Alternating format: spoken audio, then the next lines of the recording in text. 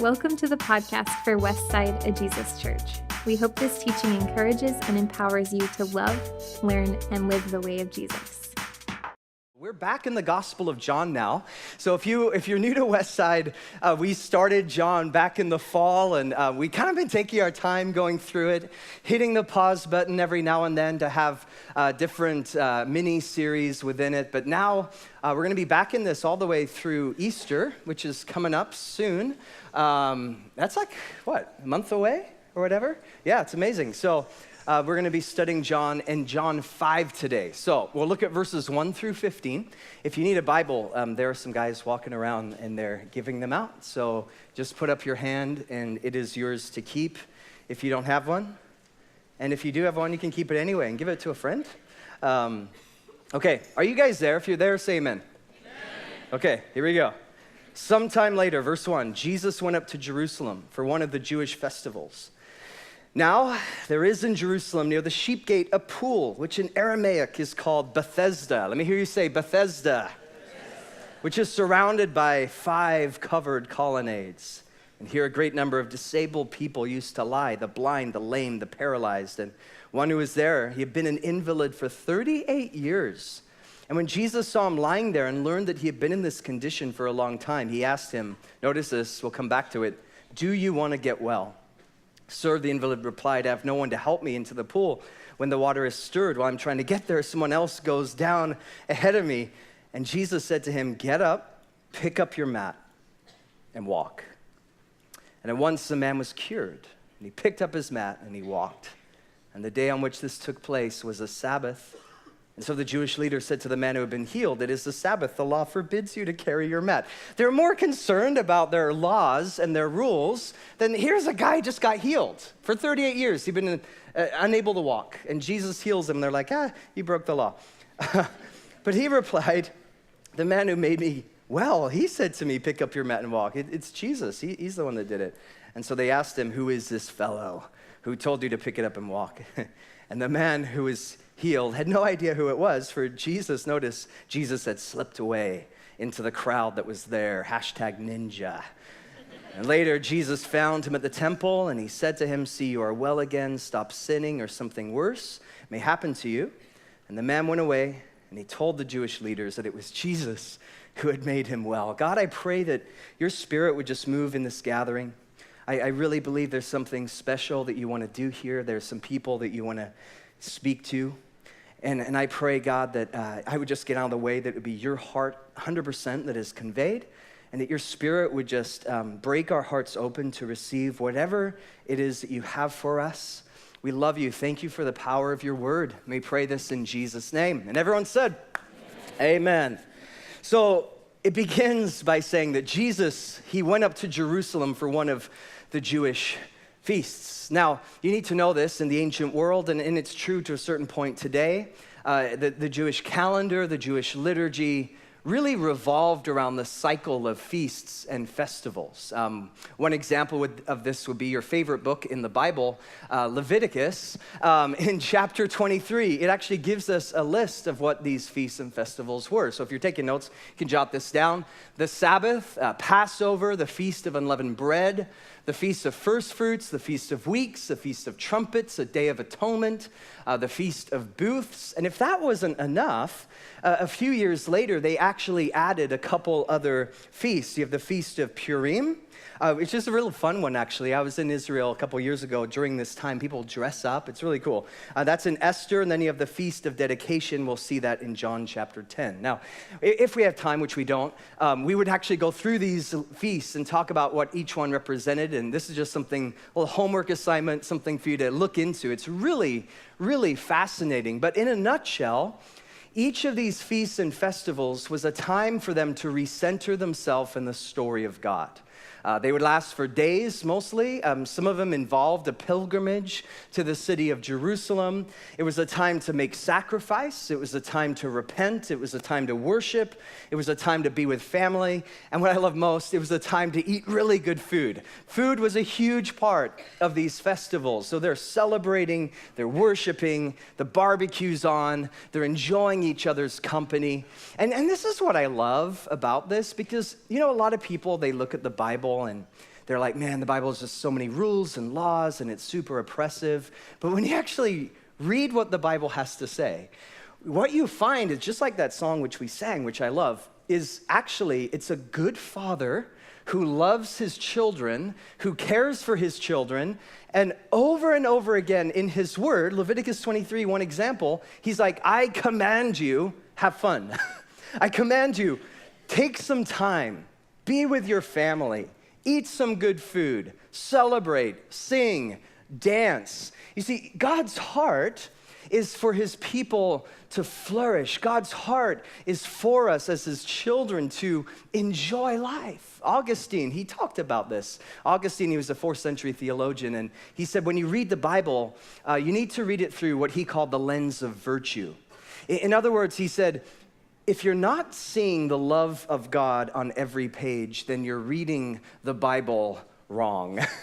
And in these feasts and festivals, you need to know this wasn't a command, oh, we got to go celebrate and take a few days off work. What a bummer. No, God's saying, I just want you to be healthy. I want you to thrive. I want you to enjoy this life that I've given to you. So that's what's going on here. And most Bible scholars believe the feast that John's talking about here is the Feast of Sabbath, which took place in the city of Jerusalem. So you got to imagine there's hundreds, thousands of people from all around, and they come to the city of Jerusalem, and they're worshiping, and they're singing, and they're celebrating. But notice in verse 2, it says there was in Jerusalem near the sheep gate, because if you've been to Jerusalem, to this day it's true, it's a walled city, one of the only walled cities in the ancient world, and there are different gates, access points into the city. So each gate has a different name. This is the sheep gate. And there, when you go through the sheep gate, there's a pool, which in Aramaic is called Bethesda, and which is surrounded by 5 covered colonnades. Now, Bethesda, if you're a note taker, grab a pen, grab a piece of paper. This hopefully will bring this story to life. In the original language, it means house of mercy or house of flowing. Interesting. Why was it called that? Well, you can go to Jerusalem today, and you can actually see the spot where Bethesda is. In fact, we should have a picture for it here on the screen. So this is the actual spot of Bethesda.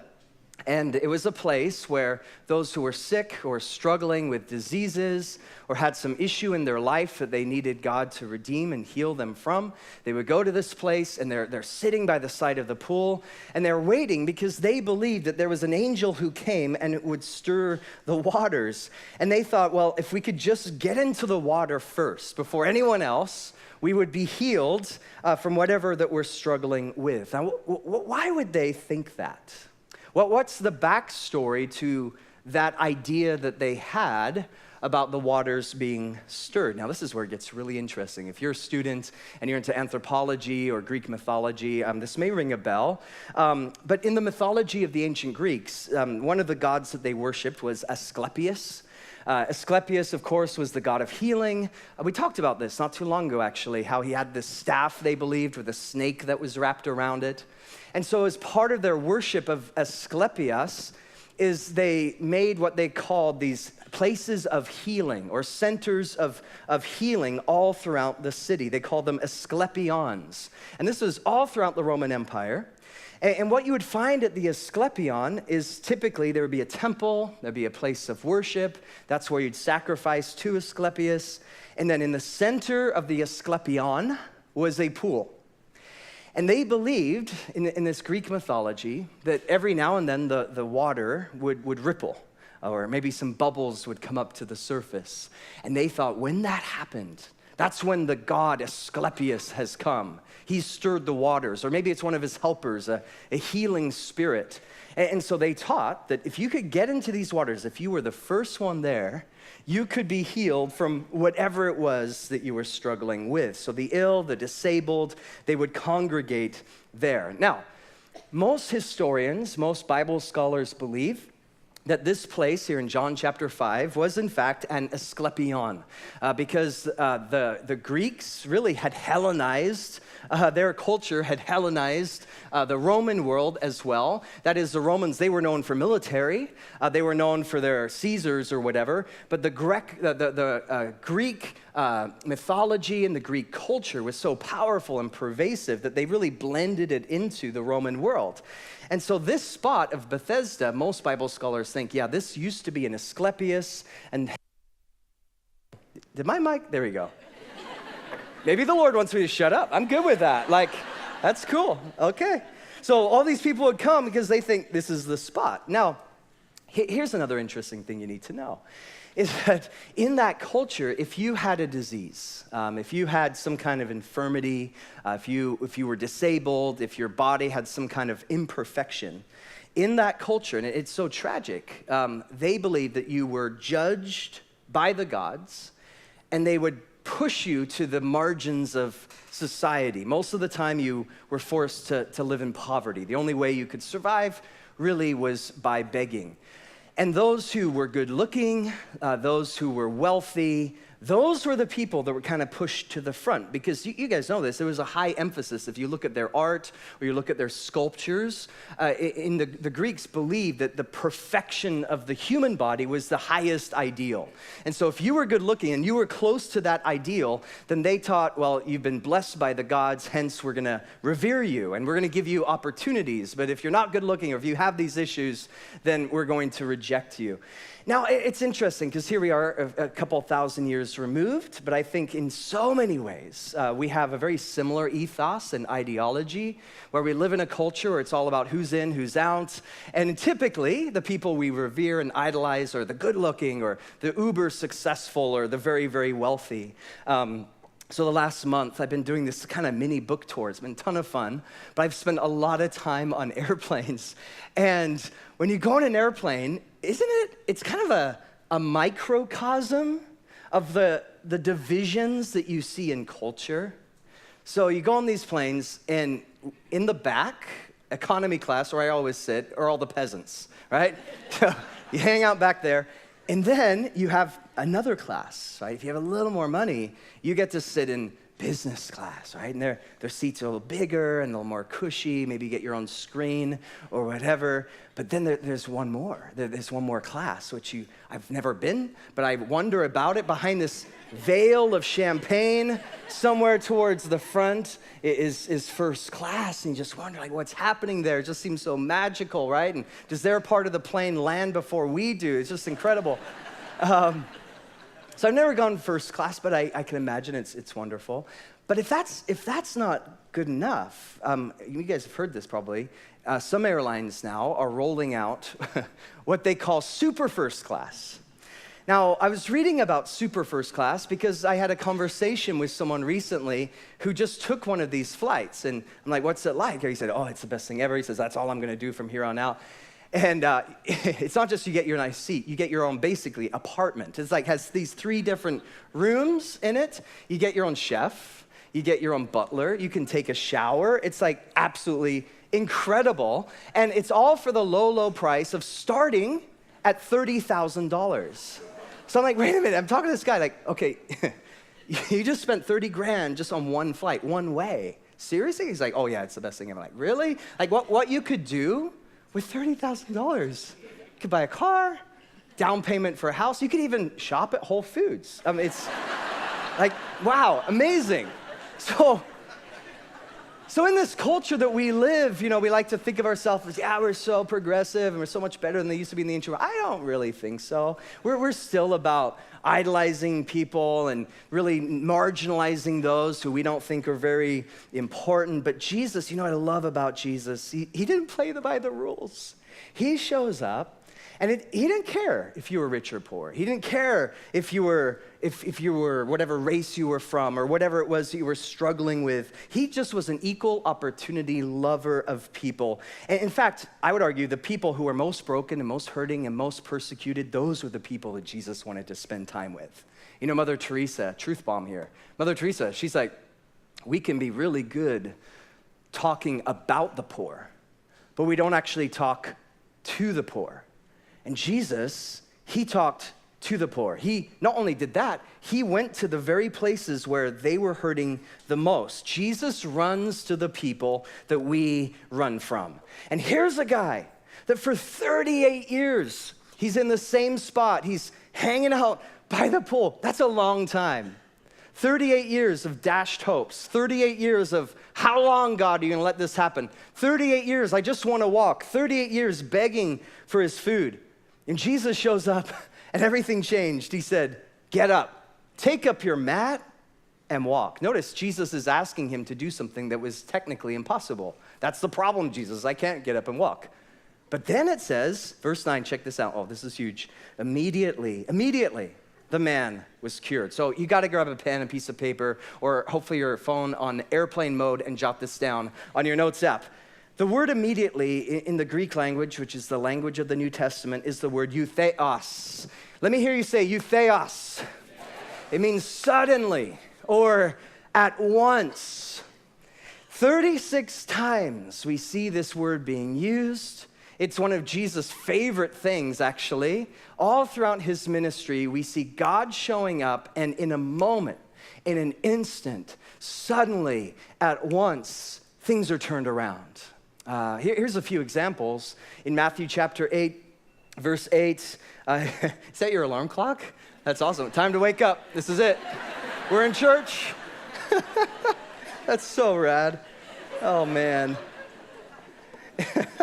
Matthew 8, verse 8, Jesus met a leper. Now, you guys know this in that culture. If you have leprosy, you were considered unclean. Like, think llama movie, no touchy, right? You don't get near a leper. But what does Jesus do? He touched the leper. He touched the leper. And it says immediately, at once, the man's leprosy was cleansed. Or you have Matthew chapter 14, Jesus walks on water. Peter's like, I want to do that too. And so Peter gets out of the boat and he starts to walk on water, and then he gets freaked out because he sees all the waves and the wind that's blowing, the rain that's coming down. And Peter, you know, he starts to sink. And it says immediately, Jesus reached out with his hand, grabbed Peter, just one arm curl, sets him in the boat. He's like, bro, do you even lift, right? That's what it says in the Greek. Puts him in the boat. And immediately, everything changed. In one moment, he's drowning. The next, he's back safe in a boat. Or Matthew chapter 20, verse 34, Jesus met a blind man. And it says he's filled with compassion, and he touched him. And immediately, at once, eutheria, he received his sight. In Mark 7, Jesus does the same thing with the deaf man, and immediately the man's ears were open. Now, we could do a whole study on a theology of healing, but you guys know this. Sometimes when the Lord heals someone, or a marriage, or a situation, or a crisis, sometimes the healing is incremental. Sometimes it's step by step. Sometimes, in the words of Eugene Peterson, it's a long obedience in the same direction. But there are other times when God shows up in a relationship, at work, in your own financial situation, in ministry, where it's immediate. God just does something immediate. It's sudden. Did you guys like that video of Innocent? Such a beautiful story of how God can turn things around. Another Hear the Christ story. So y'all, every time you give here, you're giving to what we're doing overseas. And in India, we're doing a ton of work in this ministry called Happy Home for the Handicapped. And the stories there are just absolutely breathtaking. Some are tragic, some are beautiful. But we have some slides to show you of what you guys are doing in India. I just heard a few days ago this incredible story of a young girl there who her name's Moana. Beautiful name. And Moana literally means, in India, silent one. And her family, she's very young, her family abandoned her. So she had nowhere to go. She's living on the streets. She's traumatized, just going through horrific things. One day, someone is driving through these streets, and they see Moana wandering around, just confused, in a daze, wandering in and out of traffic. The Lord speaks to their heart, like, you need to stop and go see what's happening. They pull over, they have a conversation, they find out what's happening, that she didn't have a family, that she had been abandoned, brought her to the house that you guys are supporting.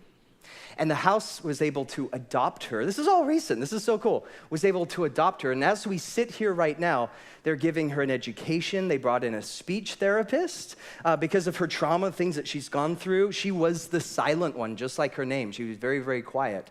But they brought in a speech therapist, and she's getting all this training again because of what you guys are doing and her giving. And I just heard, Tom told me this a couple days ago. This is so cool, is that Moana, silent one, is now the life of the party. And she's just full of joy and hope and dancing and singing. And it's just, to me, it's a beautiful story of redemption. How in a moment, someone sees her. In a moment, God says, go talk to her. In a moment, hey, let's give you a chance. Let's give you an opportunity. God can turn things around. And I'm not just talking about what's happening in India or the video that we saw earlier of Innocent. I'm talking about your life too. God can turn things around. In those areas in your life, the 38 years of hanging out at Bethesda, the long season of wondering, how long, oh Lord? The unanswered prayers, the thing that you hoped would happen, but it hasn't happened. Listen, in a moment, it can all change. He is the God of the suddenly. Maybe you're here right now and you're battling discouragement. You're stuck in this place year after year, or you're facing unemployment, or you went through a breakup, or you're married to someone who doesn't believe in Jesus, or you're languishing in the same job, or you're struggling with an addiction that you can't seem to kick, or you're lonely. You're single and you're like, man, I'd do anything to mingle right now, right? And you're in this spot. It's the 38 years. It's the time at Bethesda. And you're praying, you're hoping, and you've been praying and hoping for a long time. And you know what can so often happen in our life, and it's happened to me too, where you get discouraged. Where you had this hope and you had this dream, and then this is the worst part. The enemy gets in and he starts to whisper lies. It's never gonna change. Things are never gonna get better. There's never gonna be a breakthrough. You may as well just give up on God. You may as well just walk away from that marriage that you have no hope in. You may as well just give up that dream that was on your heart. And the enemy gets in with his subtle lies. And our heart it's this downward spiral, like air that's let out of a tire. We feel that our hope and joy is deflated. And I know for a fact that some of you are in that space here today. And I just want you to know this. I think one word for you that you can get from this text is that God can turn it around. And it could happen today. It could happen tomorrow. It may be next year. It may be 5 years from now. But God is a God of power. He is a God of joy. He is a God of hope. And He is a God who can take our broken situation, the dream that you've let go of, the situation you've given up on, in an instant, He can intervene. He can flip the script. And I want to encourage you, don't give up hope. He will never abandon what He has begun. This is why the Apostle Paul, in Galatians 6, verse 9, he says, let us not grow weary. We have the verse, hopefully, on the screen. Let us not grow weary in well-doing, for the proper time. The proper time. Okay, come on. Let's do this. Or not, I'll read it to you. We will reap a harvest if we do not lose heart. So sorry it's not up there. Write down, though, Galatians 6, verse 9. It's a game changer. And here's the question that we have to grapple with today. And this is huge. If God decided to show up, if God decided to answer the prayer, if God decided today to flip the script, let me ask you this. Are you ready for that moment? Are you ready? Are you ready to respond? Are you ready to go?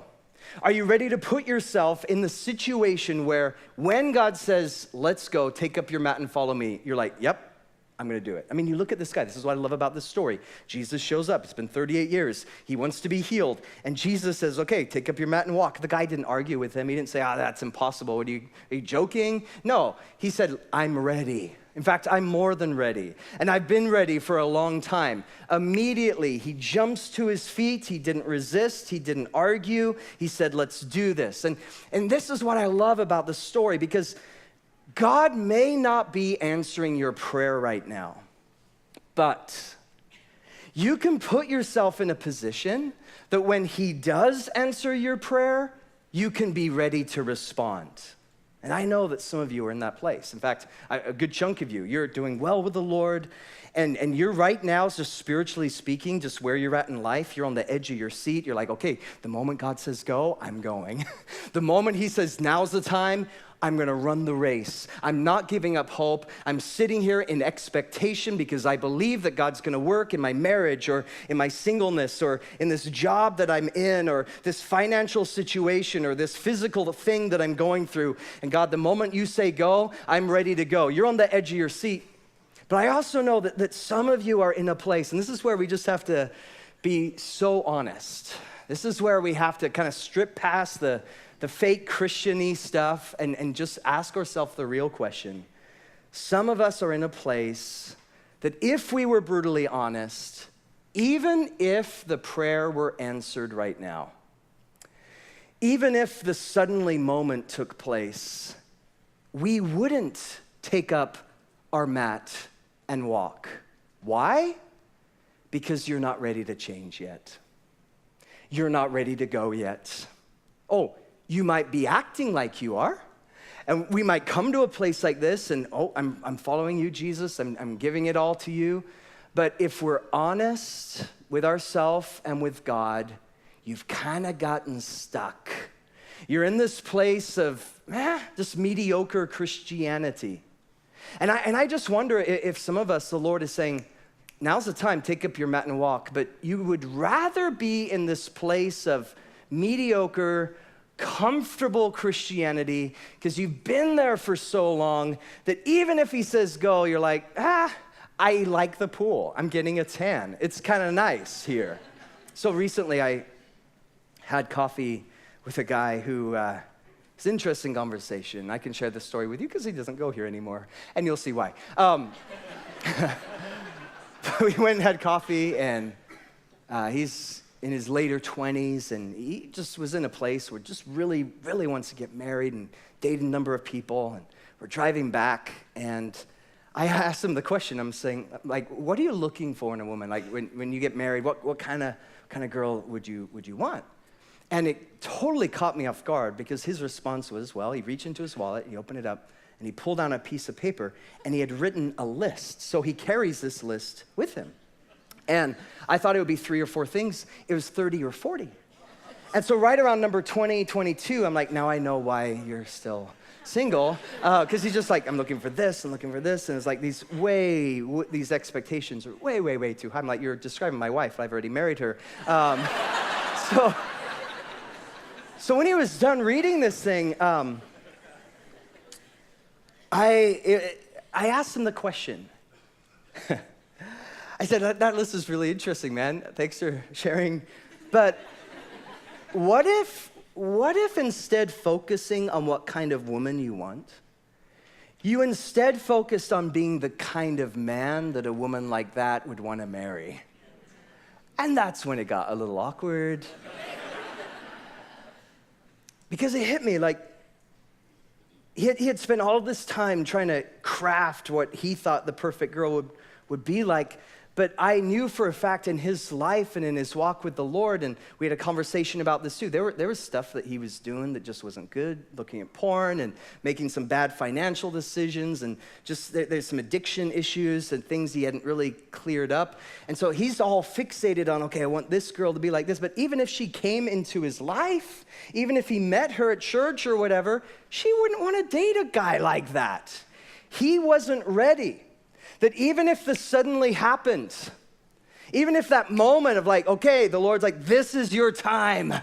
Here she is. Here's the opportunity. Take up your mat and walk. He's like, I'm not ready. I haven't prepared myself for this moment. And I just wonder if some of us are in that same space. Isn't it interesting that before Jesus healed the guy, what did he say? Check this out. Hopefully we'll put this on the screen. In verse 9, he says, yes, thank you. Give it up for the slide guy. Awesome. He asked the question, and I want you to ask your neighbor this question. Do you want to get well? So ask your neighbor that question right now.